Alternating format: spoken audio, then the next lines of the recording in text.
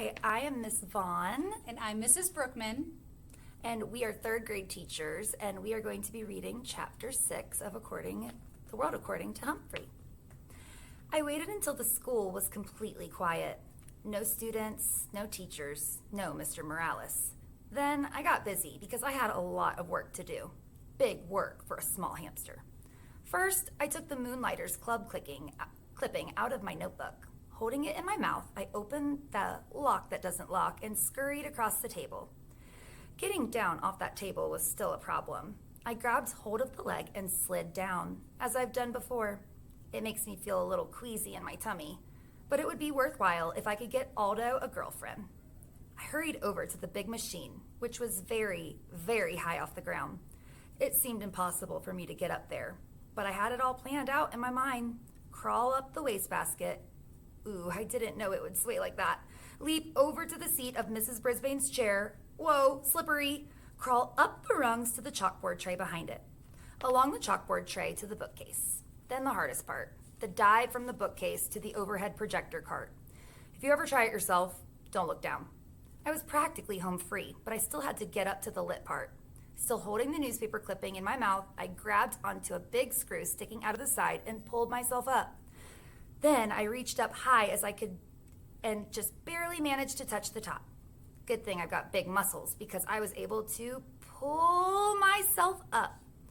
I was there. It was like climbing Mount McKinley, the tallest mountain peak in the United States, asked Miss Brisbane. I quickly pushed the switch. I wished I had some sunglasses because I was suddenly surrounded by blinding light. It was like being inside a light bulb. I took the newspaper clipping out of my mouth and carefully laid it on the flat glass.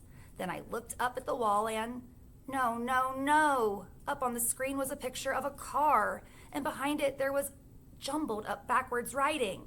I realized I must have laid the clipping on the glass upside down.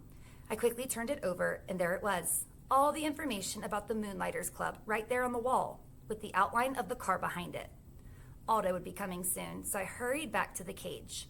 It was faster getting back because it was mostly downhill until the very end, when I had to swing my way up the cord to the blinds and back to the table.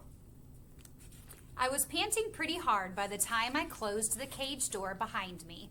I didn't even have time to catch my breath before Aldo swung the door open. "Whoa, who left that on?" he exclaimed as he entered. "That thing could overheat." He hurried over to the overhead projector. "Look at the wall! Look up at the wall!" I squeaked, but the words only sounded like hamster peeps. Aldo didn't waste a second. He flicked the machine off. All that work for nothing. But then a funny thing happened. Aldo turned the machine back on and looked at the wall. "What's this?" he muttered. "Why did Mrs. Brisbane have this up here? Hey, nice car." He squinted up at the screen. "Look, Humphrey, the Moonlighters Club, for people who work at night like me." And me, I thought. I was still quite exhausted from all that effort. Aldo stared at the big ad on the wall for a while. Then he turned off the projector and went to work and never mentioned it again.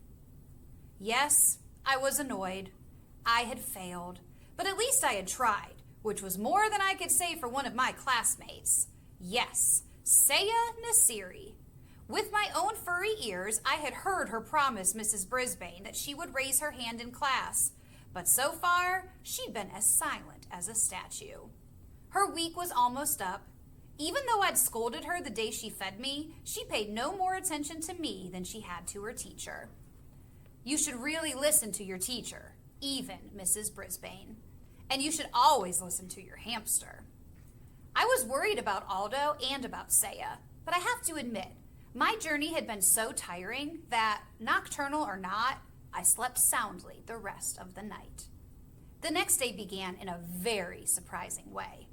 "I have something to share with you all," Mrs. Brisbane announced. She held up a postcard with a picture of colorful parrots perched in lush green trees. A postcard from Ms. McNamara. Mrs. Brisbane would never call her Ms. Mac. It says, "Greetings to my favorite class in the world, room 26. I am now working in a school here in Brazil. This country is beautiful and friendly. I really enjoyed talking with the parrots in the rainforest. I miss you all, especially my pal Humphrey. Lots of love, Ms. Mack. Mrs. Brisbane had to say Miss Mack since that's the way the card was signed. Happy, happy, happy! Not only did Ms. Mack remember me, she missed me most of all. Oh, and I missed her most of all too, especially every time I looked at Mrs. Brisbane and she glared back at me. Mrs. Brisbane showed us Brazil on the map, and it's far away. I'd like to be that far away from Mrs. Brisbane. My head was so filled with memories of Ms. Mack that I only got 75% on my vocabulary test. After we graded the tests in class, Mrs. Brisbane said, "If you got 100% on the test, please raise your hand." That woke me up. What a clever way to get Saya to raise her hand, because she always got 100%. AJ raised his hand. Art raised his hand. Saya just stared down at her desktop. I was starting to get really mad at her. When it was time for map work, Mrs. Brisbane clicked on the overhead projector, and there it was, the Moonlighters Club ad right on the wall. Mrs. Brisbane wrinkled her nose, picked up the paper, and looked at both sides. Then she held it up to the light, and I think maybe she noticed those little tiny holes my teeth had made when I carried it over there. Mrs. Brisbane looked over at my cage and wrinkled her nose again. Then she crumpled the paper and threw it into the wastebasket. She's smart, but she is also mean. She's not the only one. While she went on with her map work, Wait for the Bell Garth Tugwell started making some very rude noises. Mrs. Brisbane didn't even turn around. When someone started giggling, she just said, "Stop giggling, Gail." So Garth's rude noises got louder and even ruder, and a lot of other kids giggled along with Gail. Suddenly, the teacher spun around to face them. "Very well, the whole class will stay in during recess for extra vocabulary words," she announced. Everybody groaned. "It's Garth's fault," said Heidi.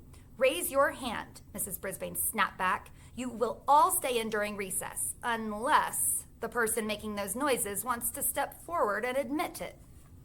Nobody said a word, but everybody glared at Garth, including me. "Okay, I did it," he said. "Raise your hand," Heidi whispered loudly. "Very well, Garth. You, Heidi, and Gail will stay in during recess," the teacher said firmly. Heidi and Gail protested until the bell rang, but all three of them stayed in during recess. Instead of making them do extra vocabulary words, though, Mrs. Brisbane let them rest their heads on their desks. After she lectured them about their behavior, of course.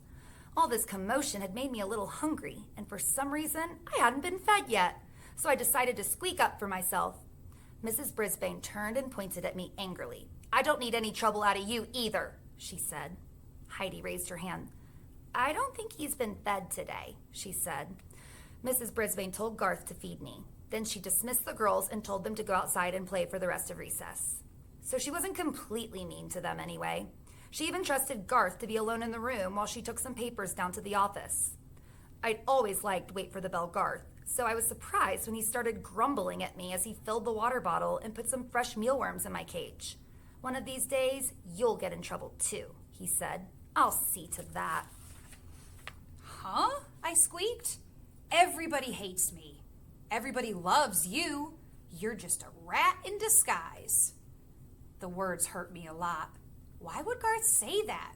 I mean, sure, almost everybody does love me, but I don't make rude noises and get other people into trouble. I was still pondering Garth's behavior when my classmates returned to room 26. Mrs. Brisbane must have gotten rested up over the recess because she greeted them with a smile. "I have a surprise for you," she told the kids. Surprises always get the class's attention. They think surprises are always good. However, I know that surprises can sometimes be bad, like the day Ms. Mack left me forever. "We're going to pick who gets to take Humphrey home for the weekend," she explained. "Now, you all know whether or not your parents gave permission for you to bring him home. So if you'd like Humphrey this weekend, raise your hand now." Hey, you should have seen all the hands that went up. I could hardly believe my eyes. Miranda and Heidi and AJ and every single hand in the class, except Garth's. Even Saya Nasiri raised her hand. Mrs. Brisbane noticed. "Saya, do you think it will be all right with your parents?" she asked. Saya nodded her head. I can't hear you, said Mrs. Brisbane. Yes, ma'am, said Saya.